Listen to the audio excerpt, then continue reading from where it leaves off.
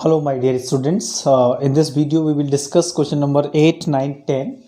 Okay, we try to finish the exercise 11.2 in this video. And previous videos, we already discussed the previous questions, like first 7 questions of this exercise. Okay, hope you understood very well and all the formulas are clear, like that area of trapeziums, area of rhombus, and area of simple quadrilaterals. All these formulas we already used, okay, in the previous questions. So, and this question number 8 is related with the trapeziums. So we will use the area of trapezium in this formula. Okay, so let's start to understand the questions, then we will solve.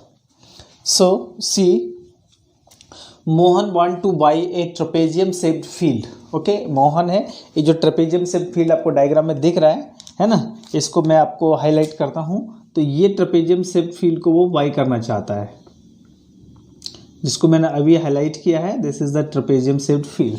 Okay, तो इस field को वो buy करना चाहता है. Its side along the river is parallel and parallel to and twice the side along the road. मतलब कहने का ये है कि ये जो ट्रेपेजियम शेप्ड फील्ड है, इसका side along the river double है, किससे? साइड अलोंग द रोड, और इसके पैरेलल भी है. मतलब ये जो side along the road and side along the river, दोनों साइड एक दूसरे के पैरेलल है, पहली बात. दूसरी बात, जो साइड अलोंग द रिवर है वो डबल है, किससे?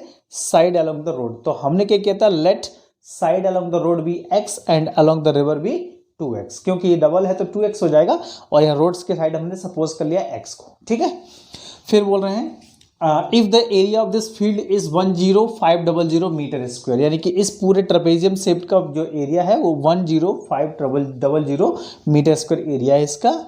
And perpendicular distance between them parallel side is 100 metre, और ये जो पैरेलल साइड है उनके बीच का जो परपेंडिकुलर डिस्टेंस है वो हमारा 100 मीटर हो गया. Find the length length of side along the river. तो रिवर के साइड में कितना लेंथ है, यानी कि ये 2x का वैल्यू हमें निकालना है. ठीक है, तो 2x की वैल्यू निकालने से पहले हमें x निकालना पड़ेगा, तो उसके बाद हम आसानी से इसको फाइंड आउट कर सकते हैं. सो चलिए हम देखते हैं. तो हमारे पास जो गिवन है अपन उनको कुछ यूज़ करेंगे, कुछ सपोज किया है. तो सबसे पहले हम लिखेंगे सपोज. हमने क्या किया है? Let the side along the road and river. ठीक, along the road and river. हमने रोड के साइड में मान लिया b x एंड, और अलोंग द रिवर कितना हो जाएगा? 2x. क्यों हो जाएगा 2x? क्यों? क्योंकि क्वेश्चन में दिया हुआ है twice the side along the road, तो ट्वाइस है मतलब 2x हो गया रिस्पेक्टिवली. ठीक, ये हो गया. और परपेंडिकुलर डिस्टेंस और हमारे पास गिवन है हमारे पास. अब हमने सपोज कर लिया दैट इज a का वैल्यू हो जाएगा हमारे पास x, b का वैल्यू हो जाएगा हमारे पास 2x, और h का वैल्यू हो जाएगा 100 मीटर.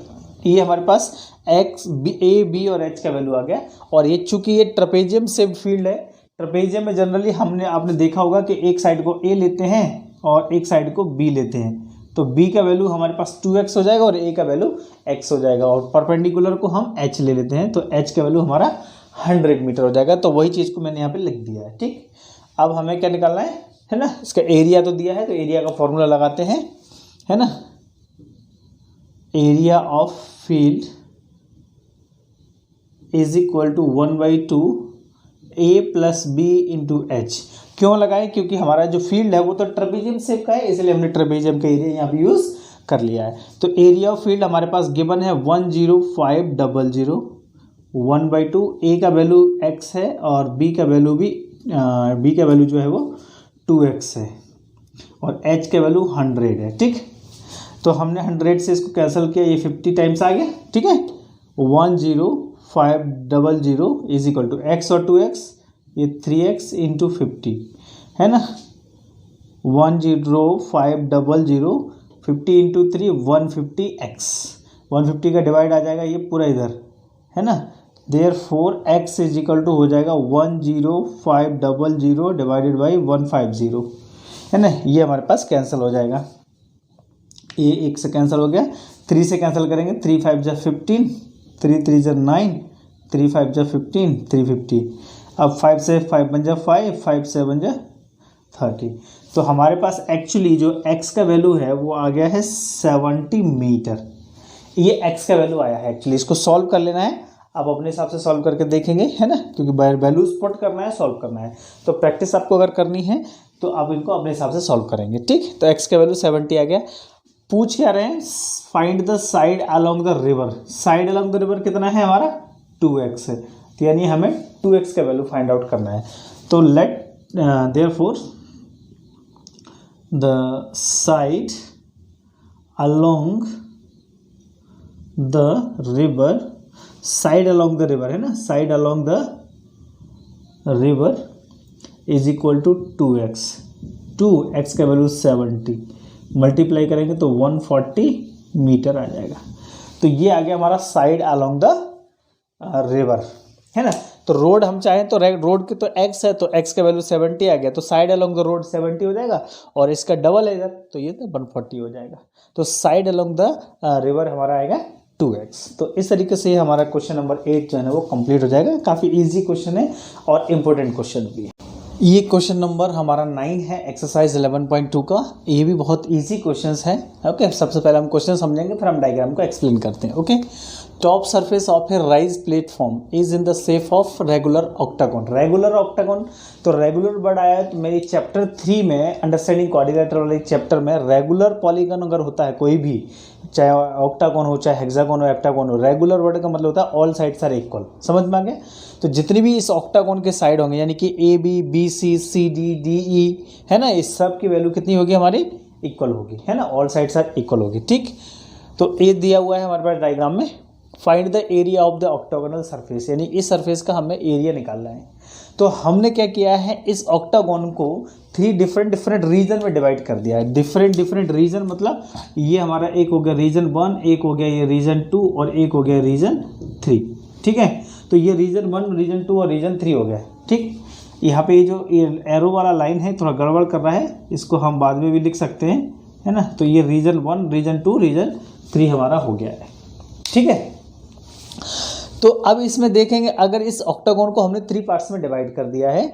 फर्स्ट पार्ट जो है वो हमारा, अगर आप ध्यान से देखेंगे तो ये ट्रेपेजियम जैसा दिख रहा है, यानी कि EFGH हमारा एक ट्रेपेजियम दिख रहा है। सेकंड पार्ट ADEH, ये हमारा रेक्टेंगल दिख रहा है, और थर्ड पार्ट ABCD, ये हमारा ट्रेपेजियम दिख रहा है। तो फर्स्ट पार्ट और थर्ड पार्ट हमारे 2 ट्रेपेजियम दिख रहे हैं, और सेकंड पार्ट हमारा रेक्टेंगल दिख रहा है। तो देखो, ट्रेपेजियम का फॉर्मूला भी हमें पता है, 1/2 है ना, sum of parallel sides plus into height, और रेक्टेंगल का फॉर्मूला क्या होता है, लेंथ इनटू ब्रेड्थ। तो हमें बस साइड के वैल्यू समझना है, बाकी कोई दिक्कत नहीं है। तो अब देखेंगे यहाँ से जो वैल्यू है ये वाली, ये है हमारा 11 मीटर, ये पूरा वैल्यू है, समझ गए। ठीक है, तो ये 11 हो गया, ये 5 दिया है, ये भी 5 होगा, ये 4 है तो ये भी 4 हो जाएगा हमारे पास, यहाँ पे भी ये 4 मीटर ही हो जाएगा। तो हमारे पास हम तीनों रीजन का निकालेंगे, ये ऑक्टागोनल सरफेस का हो जाएगा, सिंपल सा। ठीक है, तो solution, area of regular octagonal surface, इसका हमें एरिया निकालना है। तो ये हो जाएगा हमारा एरिया ऑफ ABCDEFGH, ये पूरा ए से लेकर ABCDEFGH, ये पूरा हमारा ऑक्टागोनल सरफेस है, उसका एरिया ये हो जाएगा। अब इस एरिया को हमने 3 पार्ट्स में डिवाइड कर दिया। नंबर 1, एरिया ऑफ EFGH, ये हमारा जो कि ट्रेपेजियम है, प्लस एरिया ऑफ ADEH जो कि रेक्टेंगल है, प्लस एरिया ऑफ ABCD, ये हमारा ट्रेपेजियम है ना। ये फर्स्ट वाला है ना, फर्स्ट वाला ये यहाँ से ये ट्रेपेजियम है, फिर ये रेक्टेंगल है, और फिर लास्ट में ट्रेपेजियम है। तो ट्रेपेजियम का फॉर्मूला तो हमें पता ही है, देखो यहाँ पे होता है 1/2 A + B × H, है ना। तो ट्रेपेजियम के लिए इसको अगर हम A लेंगे तो ये हो जाएगा 5 मीटर A, और ये B हो जाएगा हमारा 11, और H हो जाएगा हमारा ये 4, है, ये ट्रेपेजियम के लिए हो जाएगा। तो एरिया ऑफ ट्रेपेजियम EFGH 1/2 है ना, 5 + 11 × 4, ये एरिया ऑफ ADEH रेक्टेंगल है, लेंथ इंटू विड्थ, लेंथ 11 और विड्थ हमारा 5 प्लस इसका वही 1/2, ये भी हो जाएगा 5 + 11 × 4। क्यों हो जाएगा? क्योंकि देखो ये रेगुलर है तो ये 5 ही रहेगा, ये 4 हो गया और ये 11 हो जाएगा, है ना।